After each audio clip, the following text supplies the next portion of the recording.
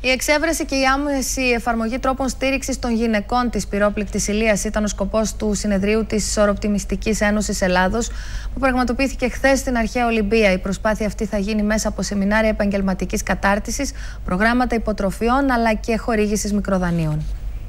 Στην Ηλία βρέθηκαν τις τελευταίες ημέρες τα μέλη της Σωροπτιμιστικής Ένωσης Ελλάδος, μιας οργάνωσης ομίλων προσφοράς αποτελούμενης από εργαζόμενες γυναίκες. Ο σωροπτιμισμός αποτελείται από δύο λέξεις, σόρορ που σημαίνει αδελφή και όπτιμα αρίστη.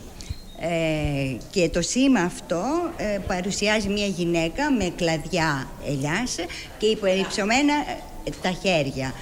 Την Αρχαία Ολυμπία, την κοιτίδα του πολιτισμού και του ολυμπισμού, επέλεξε η Σωροπτιμιστική Ένωση Ελλάδος για να πραγματοποιήσει το συνέδριό της, όπου θα αποφασιστούν μέτρα στήριξης των γυναικών της πυρόπληκτης Ηλίας. Τιμούμε το συνέδριο το οποίο θα κάνουν, συμμετέχουν στο συνέδριο και θα ήθελα μέσω ημού και να τις ευχαριστήσω για λογαριασμό της Ομαρχίας, για λογαριασμό των πυροπλήκτων και των πυροπλήκτων γυναικών, άλλωστε για τις οποίες ήρθαν αυτές εδώ πέρα να βοηθήσουν. Είναι μια από τις 1000 οργανώσεις παγκόσμια που είναι σε συμβουλευτική θέση στον ΟΗΕ. Το οποίο σημαίνει ότι αυτό το δίκτυο το έχουμε ήδη βάλει στη διάθεση αυτών των γυναικών. Η Διεθνής Σωροπτιμιστική Ένωση ιδρύθηκε το 1921 στις Ηνωμένες Πολιτείες της Αμερικής, ενώ ο πρώτος ελληνικός όμιλος ιδρύθηκε το 1950.